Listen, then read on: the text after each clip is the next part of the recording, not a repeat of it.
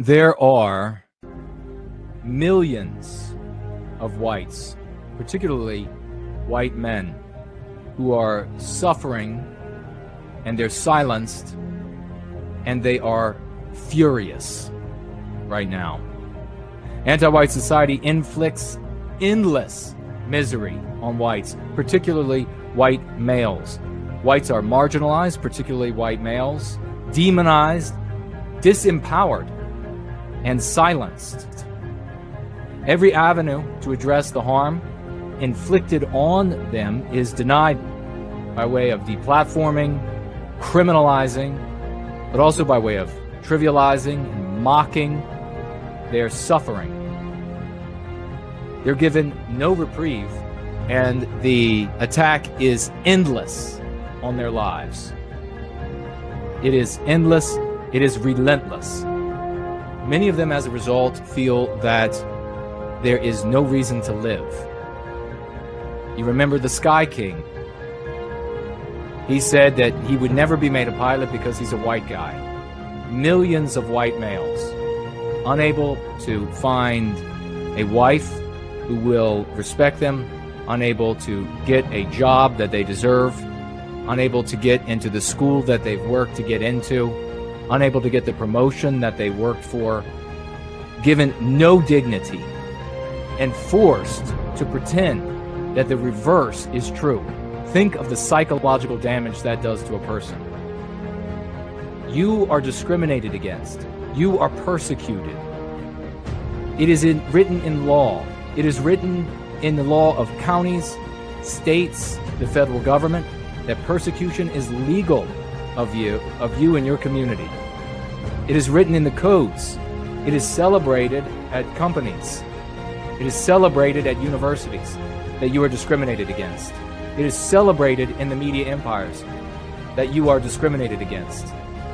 And yet, you have to pretend that the reverse is true. That you are the one with privilege. That you are the one who has all of the advantages. That you are the one who needs to surrender more. You need to give up more of your culture. You need to suffer more pain because everything is good for you in this world. You have to pretend that, because if you don't pretend that, you are more evil than you were when we started this conversation. You are worse than when we started the conversation. What does that do to the psychology of an individual?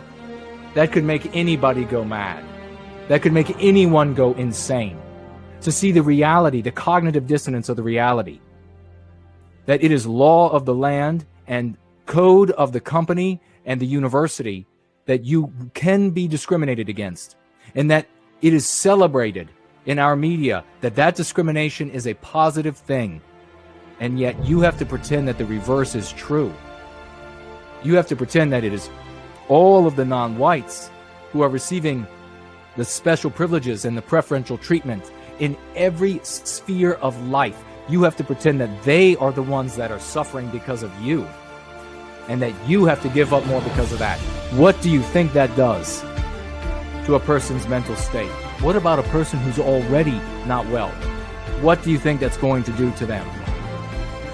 Well, what it does is that whites, particularly white males, end up turning inward on themselves, and most of them commit suicide. The fastest growing rate of suicide is white males. No one is asking these questions for you. There is no media avenue for you to share the hurt that you're suffering, the pain that you're experiencing. There is no political avenue for you to enact any change or for you to work for change that will better your situation.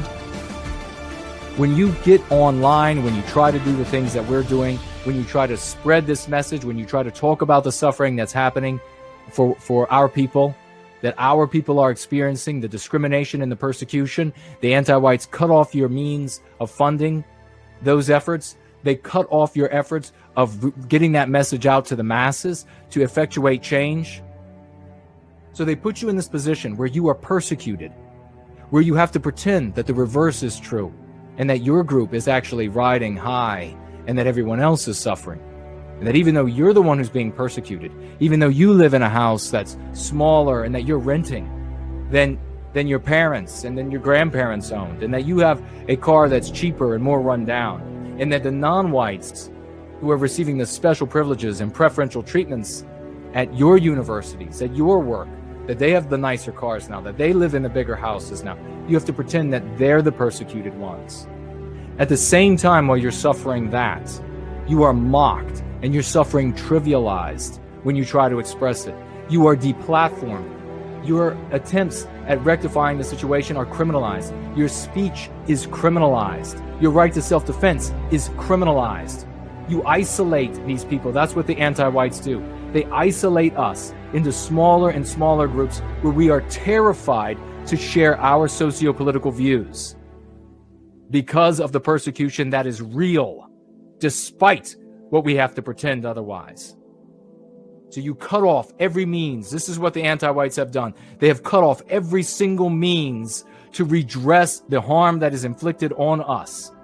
And then they mock us, and they deplatform us, and they cut off the funding every time we make an effort, anywhere we go. It is an endless cat and mouse game. And then they're going to be surprised that someone snaps. Next month doesn't see 1,000 more after that. How peaceful of a people have we demonstrated ourselves to be? What other people would sit so placidly, would endure so much, as to have their voices ripped out of their necks and not go wild on society? Instead, they sit in their homes, our white brothers and sisters, using more and more drugs, inflicting injuries on themselves rather than on society. No, if anything, we should be talking about how noble of a people we are, how virtuous we are, that even as lost as our people see themselves, even though every avenue to redress all of these hurts has been cut off to us by the anti-whites, rather than harm society like the rest of the races do, the majority of us, almost everyone, kills themselves rather than harm someone else. That is the reality of the kind of people we are, that we care so much for the lives of others that we would either kill ourselves, either quickly with a bullet or slow with drugs, than harm other human beings. And yet these anti-white bastards want to talk about one person here snapping off and one person there snapping off.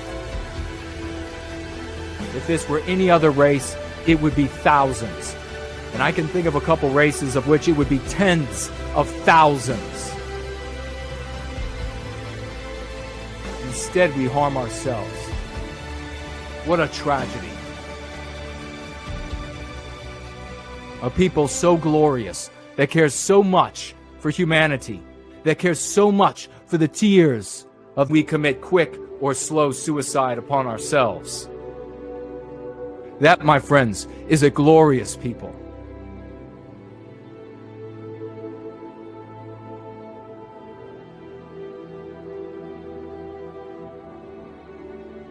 I can think of nothing more beautiful to write down in the history books of a people than to say they cared about the suffering of everyone else, harming themselves over and over and over again for as long as they could take it. And only then did they turn outward.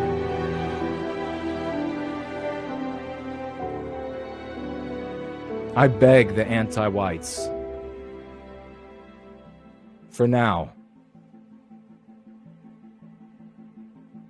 put an end to this anti-whiteism. Let us and our peaceful voices reach our people with this message of hope and love for white well-being. Don't cause any more of these atrocities. if you put us in these blackest state of depression and give us no way out, shut off every avenue of political change, of the policy change in companies and at universities, and so demonize us that polls show that nearly 100% of us are terrified to share our objections to anti-whiteism. And then you deplatform us, cut off our means of funding. You give many of our members no choice but to harm themselves for now. And those who are not so well to commit these atrocities. You hold their hands throughout the totality.